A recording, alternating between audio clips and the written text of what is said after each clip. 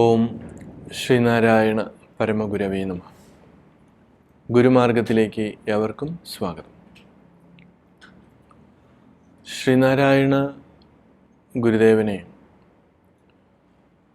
എല്ലാവരും കാണപ്പെട്ട ദൈവമായി പൂജാ റൂമിൽ ഫോട്ടോ വെച്ച് പൂജിക്കുന്ന ഒരു രീതി ഉണ്ട്. അതേ സമയത്ത് തന്നെ ഗുരുവിൻ്റെ ഫോട്ടോ പൂജാ റൂമിൽ വയ്ക്കാതെ വെളിയിൽ വയ്ക്കുന്ന ആളുകളുമുണ്ട്.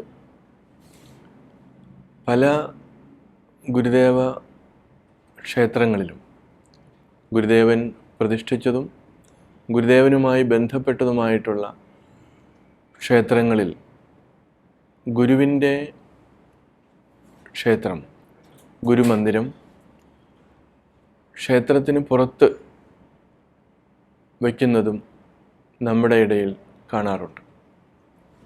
അപ്പോൾ കഴിഞ്ഞ ദിവസം ഒരു ഭവനത്തിൽ പോകേണ്ടി വന്നു.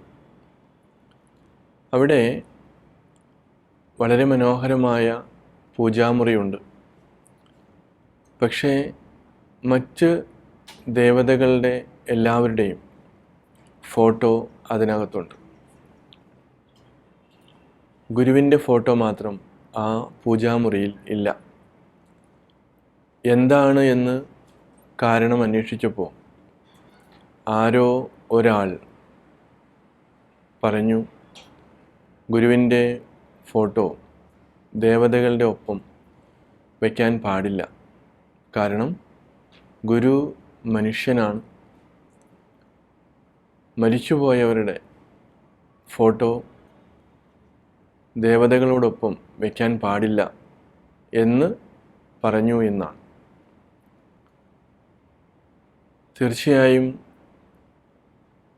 അത് അങ്ങനെ പറഞ്ഞ് പ്രചരിപ്പിക്കുന്നവർ ഗുരുവിനെ അറിഞ്ഞുകൂടാത്തവരും ബോധപൂർവം അറിഞ്ഞിട്ടും ഗുരുഭക്തന്മാർ അങ്ങനെ ചെയ്യരുത് എന്നുള്ള ഒരു കാഴ്ചപ്പാടിലുമാണ് തെറ്റിദ്ധരിപ്പിക്കുന്നത്. ഗുരുഭക്തന്മാരെ സംബന്ധിച്ചിടത്തോളം അവർ ഗുരുവിൻ്റെ യഥാർത്ഥ സ്വരൂപത്തെ മനസ്സിലാക്കിക്കൊണ്ടല്ല പൂജിക്കുന്നത് എന്ന് ഇതിൽ നിന്നും വ്യക്തമാണ്. വളരെ പ്രസിദ്ധമായ ഒരു ക്ഷേത്രത്തിൽ ഇതുപോലെ തന്നെ ഒരു സംഭവമുണ്ടായി. അവിടെ കമ്മിറ്റിക്കാർ തമ്മിൽ രണ്ട് വിഭാഗം. ഗുരുവിൻ്റെ ക്ഷേത്രം മെയിൻ ക്ഷേത്രത്തിൻ്റെ പുറത്ത് വയ്ക്കണമോ അകത്ത് വയ്ക്കണമോ? വാദം കലശലായി. ഗുരുവിനെ അകത്ത് വെച്ച് തന്നെയാണ് പൂജിക്കേണ്ടത് എന്ന് പറഞ്ഞിട്ടും അത് കേൾക്കാതെ ഉപരിവർഗം പറഞ്ഞത് മാത്രം. കാരണം ഇപ്പോഴും മാനസികമായ അടിമത്വം പേറിക്കൊണ്ട് നടക്കുന്നവരാണ് ഭൂരിഭാഗവും. അതുകൊണ്ട് ഗുരുവിനെ അവർ മെയിൻ ക്ഷേത്ര സമുച്ചയത്തിൻ്റെ പുറത്ത് ആണ് പ്രതിഷ്ഠിച്ചത്. ഇങ്ങനെ ഒരുപാട് തെറ്റായ ധാരണകൾ ഇന്നും സമൂഹത്തിൽ നിലനിൽക്കുന്നല്ലോ എന്നുള്ള ഒരു ദുഃഖ സത്യം നിങ്ങളുമായി പങ്കുവയ്ക്കുകയാണ്. തീർച്ചയായും ഗുരു പരബ്രഹ്മ സ്വരൂപനാണ്. ഗുരുർ ബ്രഹ്മ, ഗുരുർ വിഷ്ണു, ഗുരുർ ദേവോ മഹേശ്വര, ഗുരു സാക്ഷാത് പരം ബ്രഹ്മ, തസ്മൈ ശ്രീ ഗുരവേ നമഃ എന്നുള്ള മന്ത്രമാണ് നമ്മൾ എപ്പോഴും ചൊല്ലുന്നത്. അപ്പോൾ ഏതൊരു പരമ്പൊരുളിൽ നിന്നാണോ ത്രിമൂർത്തികൾ ഉൾപ്പെടെയുള്ള ദേവതകൾ ഉണ്ടായത്, അവരെല്ലാം ആ ഗുരുവിൻ്റെ കീഴെയുള്ളവരാണ്.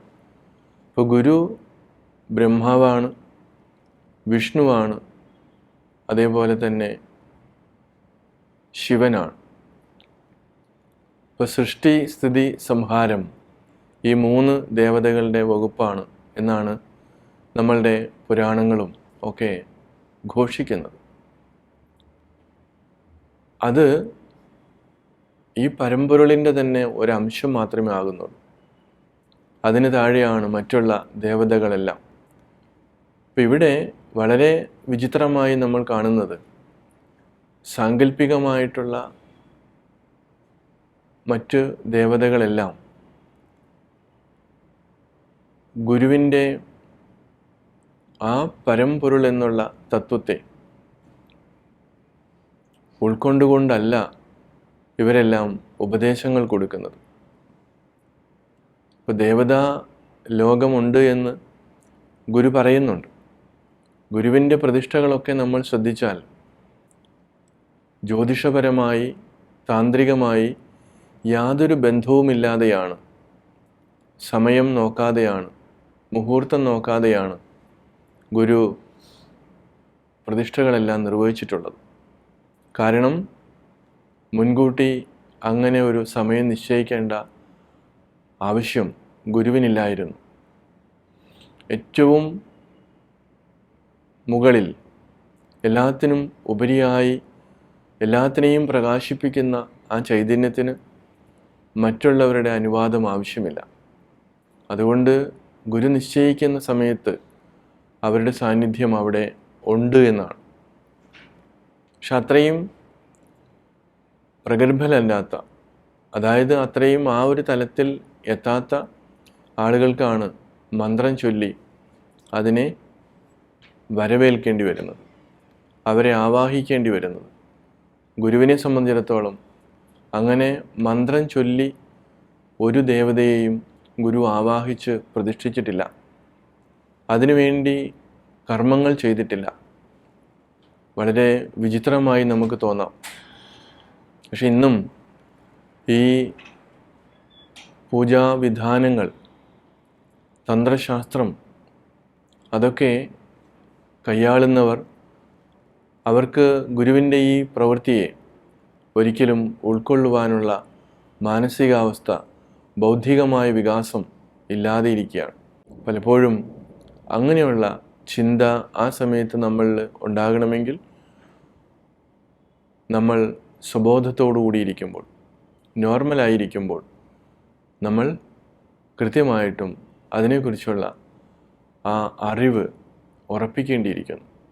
അതിന് നമ്മൾക്ക് സാധിക്കട്ടെ. ഏവർക്കും ആ രീതിയിൽ ചിന്തിക്കുവാനും ഉണരുവാനും ഉള്ള അവസരങ്ങളാണ് ഗുരു നൽകിയിരിക്കുന്നത്.